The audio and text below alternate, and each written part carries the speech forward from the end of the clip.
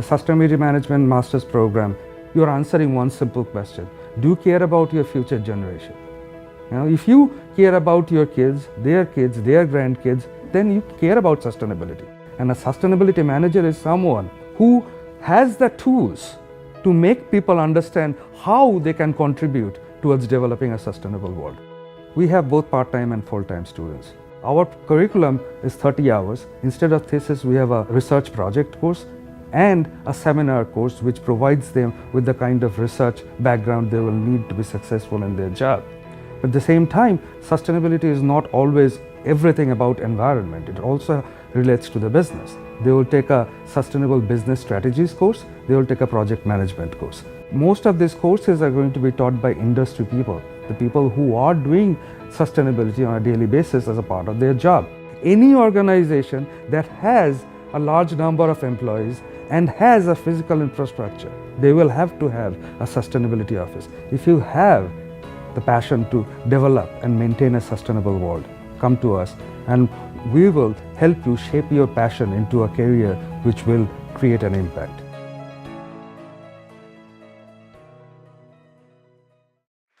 Thank you. Thank you. It's nice to see you again. I like someone,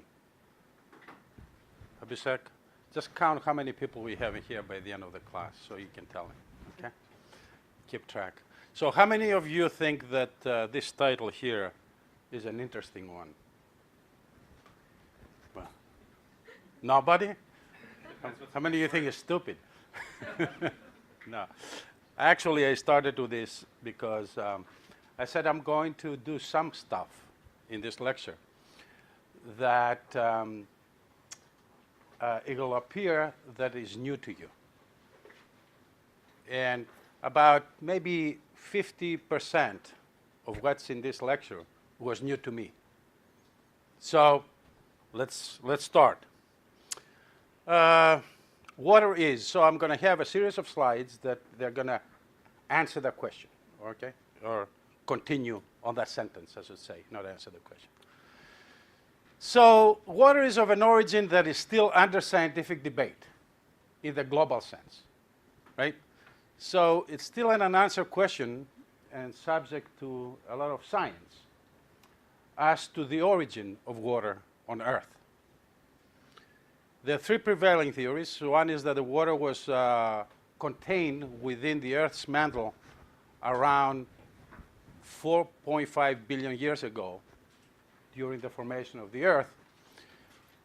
But if you follow the literature, if you read some papers, a lot of people have doubts about this because at that time of formative years, the Earth had not degassed yet to form an atmosphere. So the question was that in such a super hot environment, how would the water stay and not vaporize? And if it was vaporizing, there was nothing to hold it within a zone that we now call the atmosphere, right? It would escape to space. There is another one, the second theory is that the water was imported. It was imported by asteroids during the early formative years of the Earth, and many, many asteroids hit the Earth, and the idea was that those asteroids carry a lot of water in the form of ice. They came to Earth, they melted, and they occupy the lower land areas. And the other theory is that a combination of one and two is the prevailing mechanism by which water found its way on Earth, right? So we haven't answered that question. After so many studies, so many years, we have not answered the question, how did water ended up in Earth? Now, you'll see that that water is plentiful on Earth, right? But it's very scarce to find elsewhere in our solar system, right? So you hear sometimes about finding some water in Mars, some speculation about, you hear about Europa, and so forth, so on. That, but there's not abundance of water in the other planetary system, in the other planets in the planetary system in our solar system. Okay, there's a video here that explains this. That it's a TED talk. So I was going to play it, but in how much time do I have? An hour? No, almost. Almost an hour. 50. Okay. So water is also the most essential resource for life. Everybody knows that, right? That's not news. But also is the most underappreciated and the most abused one. Okay.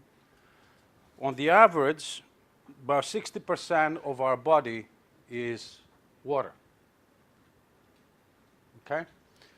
2/3 of it is extracellular water, meaning outside the cell structure, right? And about intracellular, inside the cell structure, and about 1/3 is extracellular, outside the cell structure of the body. And it is the primary building block of the cells of the human body, right? It's an insulator. It insulates the body. It regulates its temperature. It's a metabolic agent. It's a lubricant. It's a shock absorber. A lot of the vital systems, such as the brain, the spinal cord, and other organs, are surrounded by fluid so that it absorbs the shock, and majority of the fluid is water-based. And depending on the surroundings, humans cannot survive more than 3 days without water intake, right? So it's not essential only, but is also a necessary agent of life. Correct? Okay. It's all over the earth. So if you look at the world's total water supply is about 333 million cubic miles, 1,386 million cubic kilometers. It's a lot of water, right? But 97% of that total volume is saline water. It's in the oceans, in the earth, but you cannot use it to make coffee, right? So only about 2.5% of that total is fresh, what we call fresh water. And 69% of the fresh water is water that is in the glaciers, right? And other ice forms, sea ice and the rest, right? And again, you cannot use that to make your coffee either, right? So we rely on the 30-something% of fresh water as a source for human use. Correct? So very little compared to the amount that we have. It's still a lot of water, okay? But it's proportionally a very small proportion of the total water that is available out there. So 30% of that fresh water is groundwater. And some of the groundwater that is close to the Earth's surface we can exploit, we can use, and we rely heavily on groundwater, as a matter of fact, right? But some of the water that is deeper, we don't, and some other water that is groundwater, we have destroyed because we have overpumped a lot of the aquifers, so we have drawn saline water in the coastal areas inside the aquifers, so it has become also salty, and you cannot use that for your coffee either. Right? You see, lakes and rivers are very small percentages. These are freshwater lakes. Are very small percentages, 0.26 and 0.006 of all freshwater. So somebody at USGS did a really neat graphic. If you see this graphic here is a proportional graphic, took all the water from the earth, drained everything that's on the surface, ice and all that, and made a sphere, and that compares the... So 70% of the surface of the earth is covered with water, but water as a percent of the earth mass is 0.02%, right? Which means that what?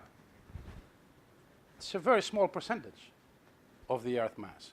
It might fool us that we see water all over the place at the surface, but if you take all that water, you get a sphere like this compared to the globe. So it's another fact. Water is also of unique chemistry. I'm sure you know the chemistry since you all have taken chemistry, right? The water chemistry. It's a polar organic compound, and which is the most recognized and most studied compound that we know. It is a universal solvent because of its ability to dissolve many, many substances. Okay? It is the only compound that can be found in nature that has three phases: liquid, solid, and gas. It's found naturally in those three phases. We can take other compounds and make them into solid or liquid, but they're not found in nature as such. It's also unique that its solid form is less dense than its liquid form, right? Which is quite counterintuitive compared to other materials.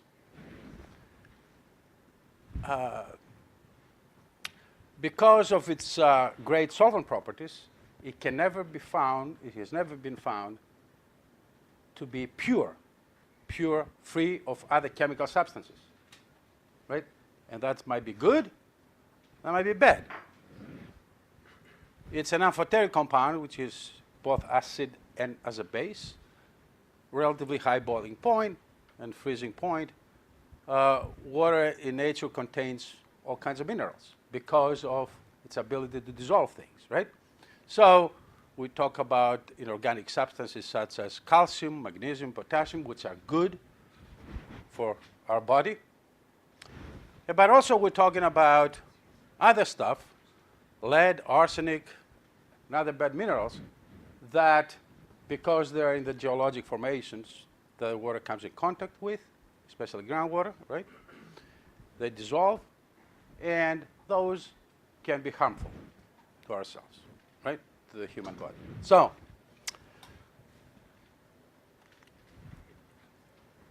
water also has been unchanged over millennia, and it's always on a perpetual move, on a perpetual cycle. The same water that was when 3 billion years ago on Earth, the same amount of water, it's here now, right? So we have not gained and we have not lost water from the globe. But it's really intriguing that it's always moving. And that motion has a lot to do with how we utilize water, right? Because some of the movement is extremely slow, right? For example, the movement within the geologic formations, especially the deeper storage areas of aquifers, it's extremely slow, hundreds of years, thousands of years range, right? Whereas surface runoff after rainfall, you can witness that, it's a very quick movement, right? Water runs, goes to the river, just runs from there to the sea. Okay, so this, what we call the hydrologic cycle, the water cycle, is a phenomenon that existed for millennia and is going to exist for as long as we, as an Earth, exist, right? As a globe exists. Now, however, it doesn't mean that it will exist in the same form that it has always existed. Correct? So, water is also in danger of altering its cycle. Why is it in danger of altering its cycle? Because we impact our climate with our anthropogenic activities, right? So, there's a graph in here that shows the several impacts that global warming could have on this water cycle. And to the right is the hotter and wetter conditions which are prevailing in the northeast and the coastlines. And the left is the hotter, drier conditions. So here are a lot of the processes that are altered and will alter the cycle as the Earth warms more, right? As a general rule, the hot areas will become hotter and wetter. The wet areas will become wetter, and the dry areas will become drier as we progress with global warming. Okay? And the impacts can be significant, such as, for example, increase in rainfalls, heavy precipitation events, extreme events happening, right? More water finding itself in the atmosphere because of evaporation, right? So the processes that drive this very dynamic cycle on Earth will change, or are changing, as a matter of fact. And, you know, we either have to adapt or not adapt.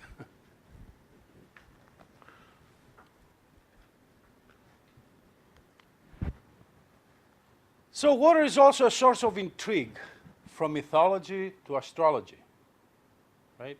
If you go and you Google water, mythology, astrology, things like that, you'll find, you get millions of hits of stories that we as humanity, as societies, have made up about water. So why? Because of the importance of water in sustaining life, right? So in many ancient cultures, there is always a god known as the water bearer or the water pourer, right? And because of that function of water to sustain life. As a matter of fact, if you look at the Greek mythology, Zeus, who was the god of gods, right? The king of gods, was the water bearer. The most important god of the 12 gods was Zeus, and he was the water bearer of the gods. Right? It's also intriguing as to the mysticism and folklore that surrounds water. Right? So we have made all kinds of stories, right? The Kariba Dam is in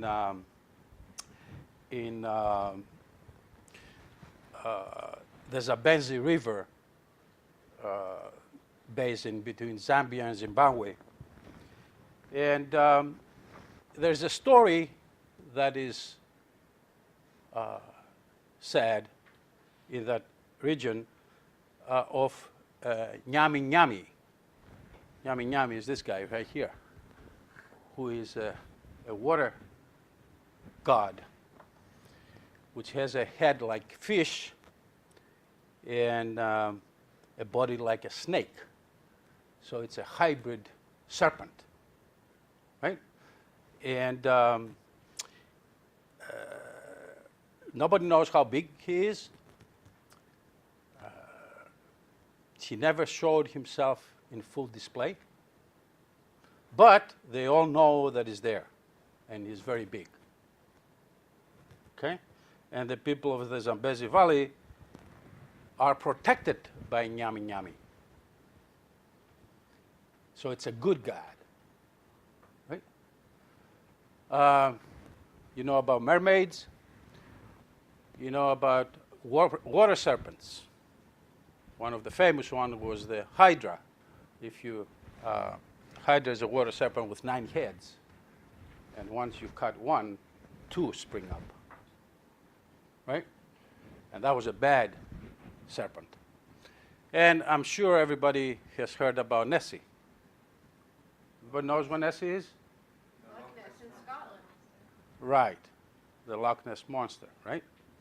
Ness is the Loch Ness Monster. This is a famous photograph that somebody snapped, and nobody knows how big Nessie is either.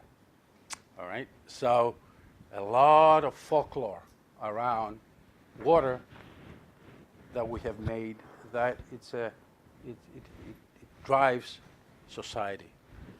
And then you have all kinds of other stuff, right? Wishing wells, holy wells, wells of hope, healing springs, all out there in folklore about associated with this prime resource that we have.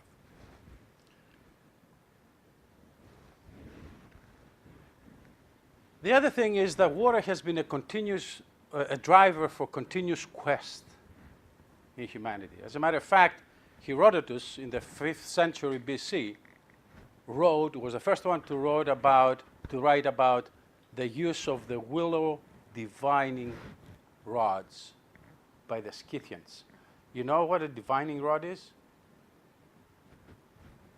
Divining rod is a rod like this that you hold, or somebody holds. You have to be divine. That you can find water buried in the ground, right? Underground water. Just walk around with a divining rod, and when you start shaking,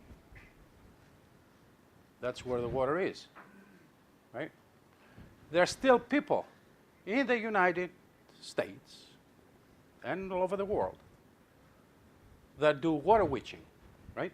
That have divining rods, and they go and they tell you that drill here and you find water, right? And I have no opinion about it, but I have used these divining rods myself to locate underground pipes, and they worked, so I'm divine. For me, right? But, you know, from electrical resistivity techniques, this is Europa. So we have now, through satellites and probes that we send, we look for water everywhere. So it has been a continuous quest. And this is not only on Earth, but now that we're looking into space and exoplanets and so forth and so on, we're looking for water as the first sign of life. Right? On Earth, especially in arid regions of the world, water is a very valuable resource. So people do all kinds of things and apply all kinds of technologies to find and locate water, especially underground. And it's also the driver of innovation and technology and development through the ages. And I have some pictures in here to show you that this is, anybody recognizes who this is? This is a graphic of the Archimedes Screw, right? Which is how do you lift water from one place to another, and something that was discovered many years before Christ is used even today in your designs. But from desert people to well drilling in the primitive times, to the aqueducts, to the piping, to the Persian wheels, to the drilling of millions and millions of wells around the world. Technology, water has been the driver for technology development. Technology development to lift it, to convey it, and to use it. Okay? So, I have a course that I'm developing, actually, as a fact, the history of water technology that goes through the ages of development of technology, with water being the driver for that development.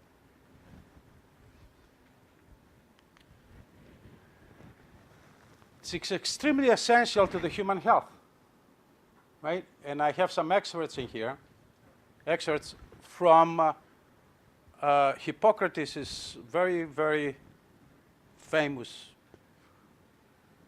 writing called Airs, Waters, and Places, 400 BC, right?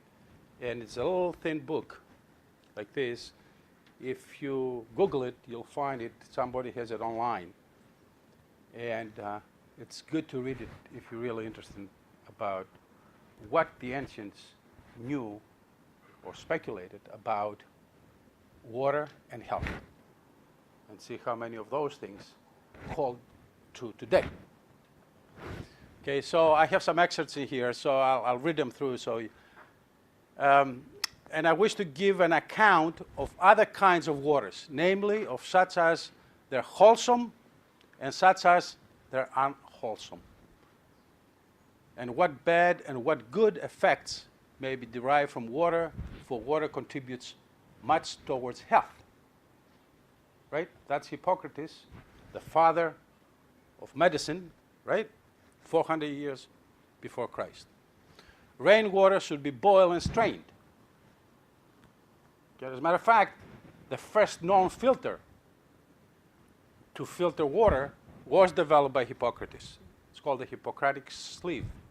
So if you Google that, you'll get a picture of that also. So then it continues, says that the next to them in badness are those which have their fountains in rocks, so that they must be necessarily be hard or come from a soil which produces thermal waters.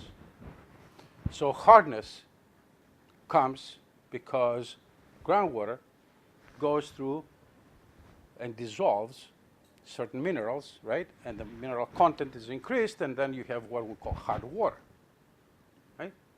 So 400 BC, he knew about hardness, right? And that's bad for you. Okay? And then it goes on and on. So today, every 90 seconds, a child dies from a water-related disease. So you know how important water is to human health. By the time we finish this lecture, we're going to have more than 20 or 30 children that have died because of waterborne diseases. And some of them are totally preventable. Totally preventable.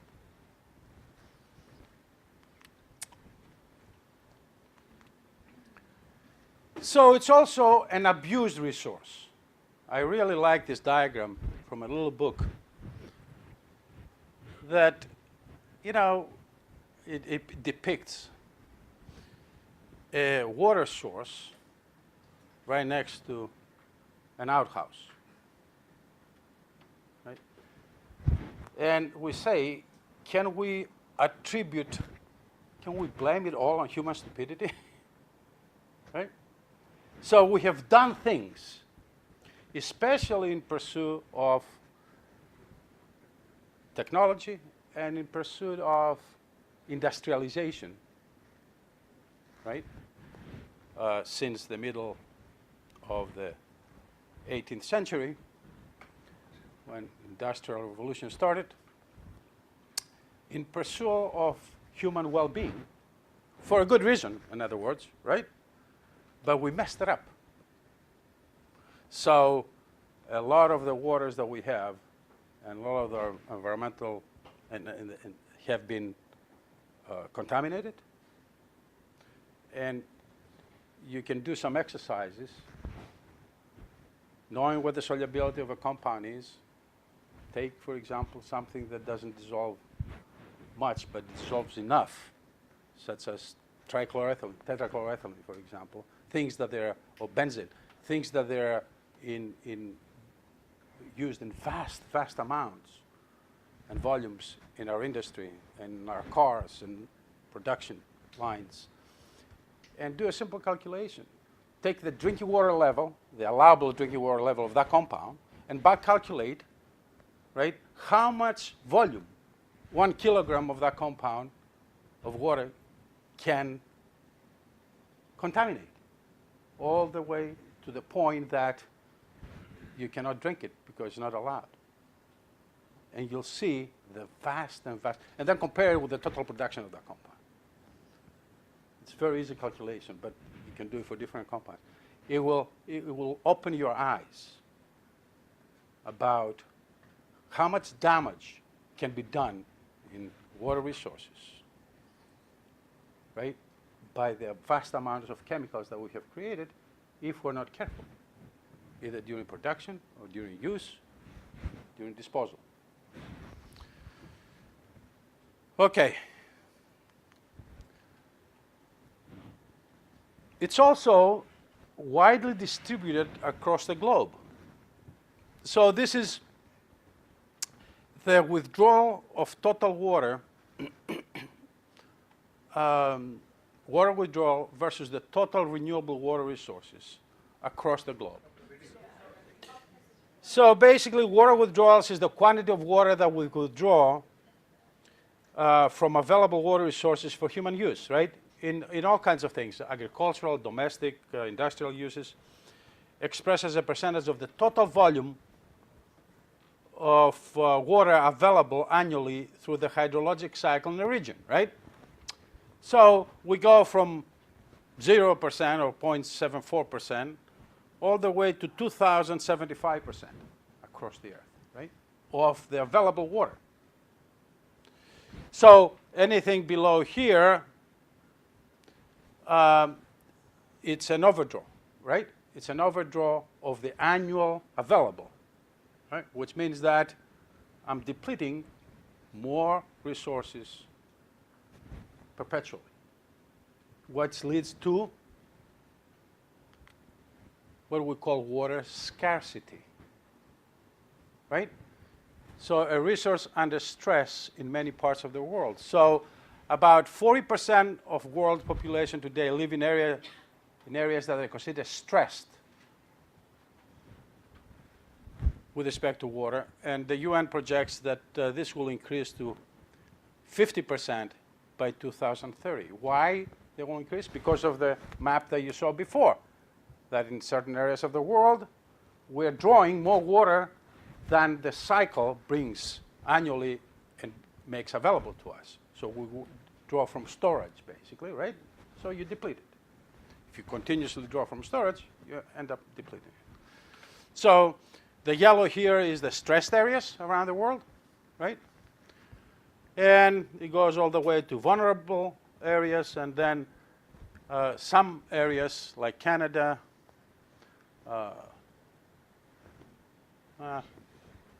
mostly Canada, right? That right, it has plenty of water per capita per year.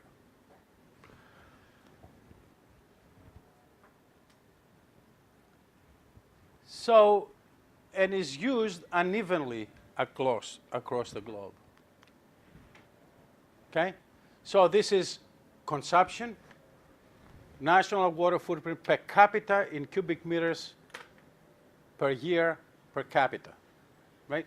So the green one, just to read the numbers, is about 600 to 800 cubic meters per capita per year, per person per year, in other words, right?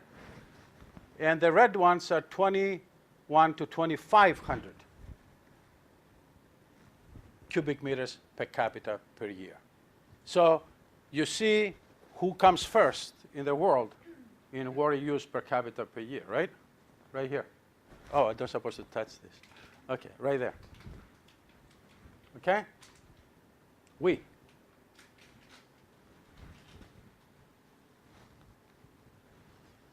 So that's called the water footprint. So if you look at the uses, agriculture is the biggest water user, with irrigation accounting for 70% of global water withdrawals, industrial 20, domestic 10%.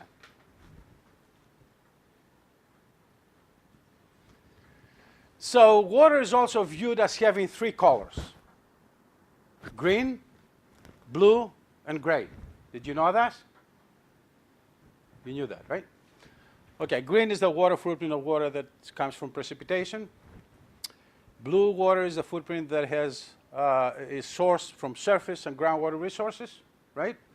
And gray is the water that we use either willingly, knowingly, I should say, or non-knowingly, to assimilate the pollutant loads that we generate, create, right? Because a lot of times we rely on what's called dilution to the assimilative capacity of the environment in order to. So there's a good reference here. If you go to waterfootprint.org, you'll get anything that you have to know, everything that you have to know about the water footprint. But we have three colors, and that helps us basically do an accounting process of the water footprint.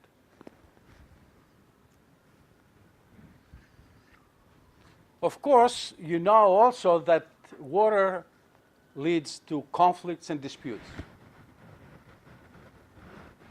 across the globe, right?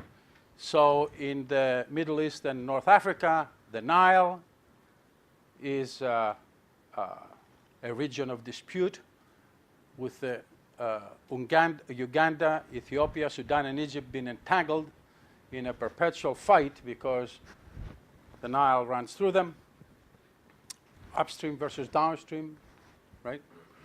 The Jordan River Basin, another critical part of the world. The Euphrates and Tigris River Basin. This entangles Turkey, Syria, and Iraq. Turkey is where the origins of the rivers are. In Central Asia, in the former Soviet Union republics, Tajikistan and Kyrgyzstan, you'll see the differences between energy-rich but water-poor versus water-rich and energy-poor nations, that they're connected by this water. South Asia, India, Pakistan, China, you see disputes all over the place. And in South America, again, in other areas of the world, the causes are many. It can be intra-boundary disputes, right? Because water doesn't see a boundary, it just runs from one country to another. And the use by one country will affect the availability in another country, right? Or the pollution, for that matter, in one country will affect the quality of water in the downstream country, right? Or also because of social unrest that exists with water, such as in the case of privatization. Privatizing water as opposed to being a free good for society, and or having the country manage it. And you privatize it, the cost will increase, the people will have to pay, and then the famous dispute in Bolivia, in a place, in an area that's called Cochabamba. People have died in demonstrations about disputes that they have because of privatization of the water. Right? So, and it's not well understood. Now, let me just tell you why it's not well understood. How much water did you use today? Can you tell me? How much you think you used, each of you? Give me a number.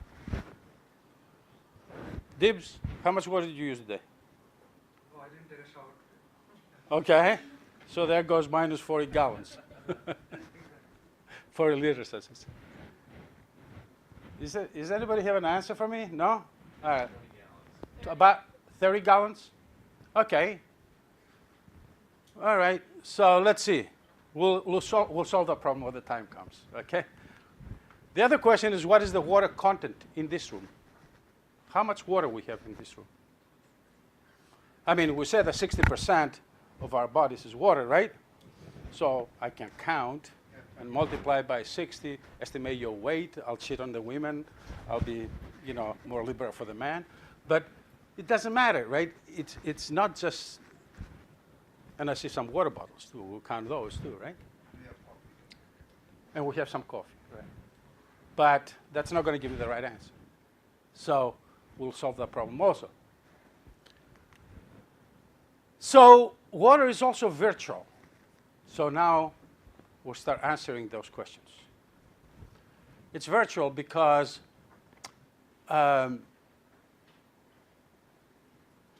it's contained within things that we construct. And it moves. We move it from country to country, from place to place. Right? So, for example, to produce a kilogram of cotton textile, it takes 11,000 liters. A kilogram of cotton. How many of you wearing cotton shirts today? You are. You're responsible for it because a kilo used 11,000 liters of water to make. Right? Who ate a steak today? Fish? Fish. Was it wild caught? 16,000 liters of water per kilogram of beef. And so on, and so on, and so on. And I have a better picture of this that gives it to you. So if we're to go out and have a beer, I have beer, a glass of wine, glass of beer, 75 liters, a glass of wine, 120 liters. About energy produced from thermal plants, it's like 32 liters per 1 kWh. Yep. Use a lot of that. Yep. Yep. And I'm not accounting for that in this room, right? I'm saying I'm counting only for the people that are in and out of this room, and we'll count for this. So you see what it takes. A hamburger, 2,400 liters of water. That's why when I said 70% of the water use across the globe is used for agriculture, including, the raising of animals and stock. So virtual water is the volume of fresh water used to produce a product, including agricultural and industrial products, and so forth and so on. And the virtual water content, or embedded or embodied water, is a component of the water footprint of a country. So it's also very highly mobile without moving water, right? So if I had to raise beef, cattle, to supply my population, right, with protein, and I don't have water, I cannot do it, right? So you see a lot of the countries, for example, if I lived in Saudi Arabia, and I was looking for a pasture to put my cows, I couldn't be able to find one. So what I do, I go to Brazil, I rent or I buy a huge area of rainforest or close to the rainforest. Actually, that's why we cut a lot of trees in Brazil, right? To create these pastures. I make hay, I transport it. Why? Because I cannot transport water, right? To feed the feedstock, the cattle, right? So water is transportable in all kinds of different ways. So it's moved across the globe in great quantities. So if you look at this water balance here in the global sense, there's about 13 regions here that shows how water is moving from region to region. And this is for very large, the arrows show very large amounts of water, larger than 100 gigameters cubed. But it shows that in this world of moving water, there's going to be some gainers, right? Water importers. And there's going to be some water exporters. So the green, in this case, is all water exporters, right? And the red and the brown are water importers. So you see India and China, where close to 3 billion people live, 2.5 billion, more than 2.5 billion people live, is a net importer of water, right?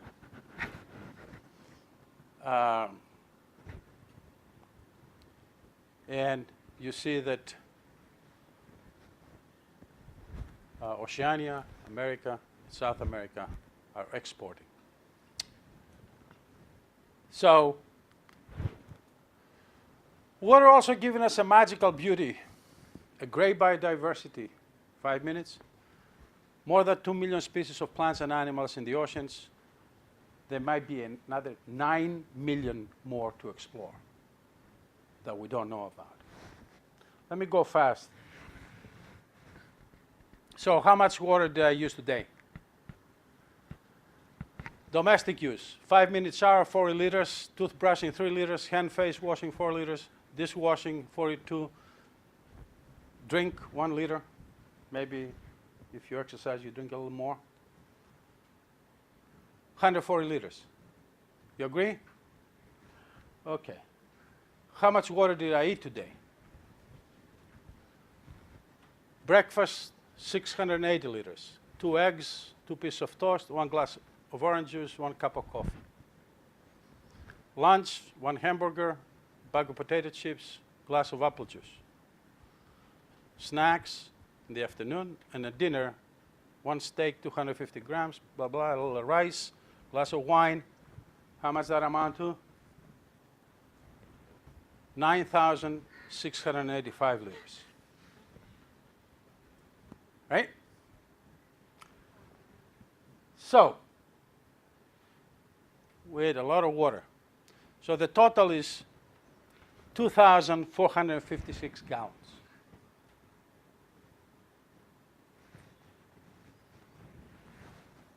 So what's the water content in this room?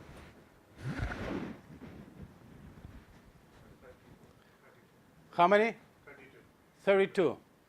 So the numbers that I'm going to give you, you're going to multiply by 0.32. Okay.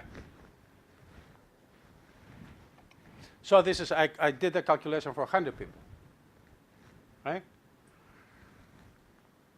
Average weight, 80 kilograms, 180 pounds, times 58% of water, 4,000 liters, 4,640. 100 smartphones, 910 liters per 91,000 liters.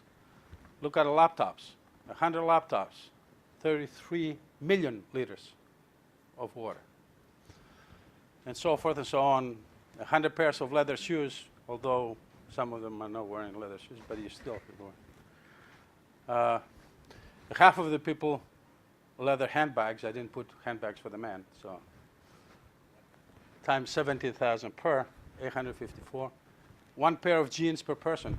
A pair of jeans, 11,000 liters of water. And a clothing equivalent to 3 cotton T-shirts, 810,000 liters. Right? So, just for the hell of it, we have a total of 37,070,592 liters, or 9,267,648 gallons, or 37,071 cubic meters. So just to get into perspective, okay, how many rooms of this size would I need in order to fit 37,071? Abhishek? Huh? That's why I measured it. It's 10 by 10 by 2.5. 10 by 10 by 2.5. Divide this into that. Just to get a pictorial.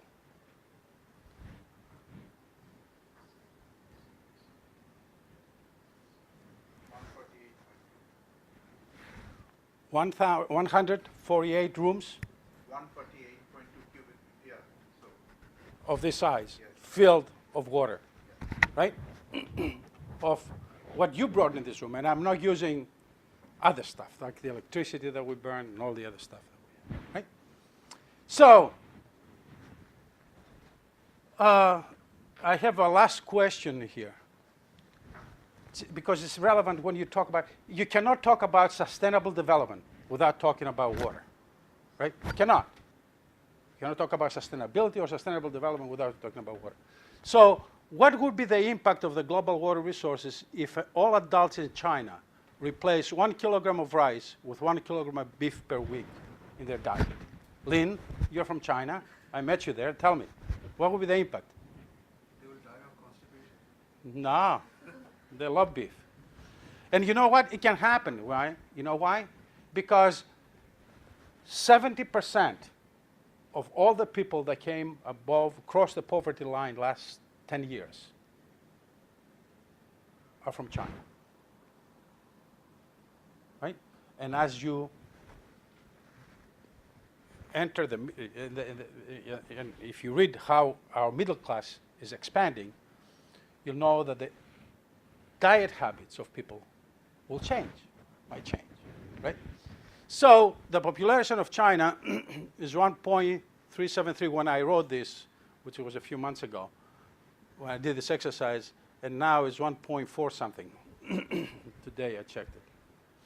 So, and 83% of that is adults above 14 years old, right? So I get 1,140,000 million, blah, blah, blah, right? You see the number.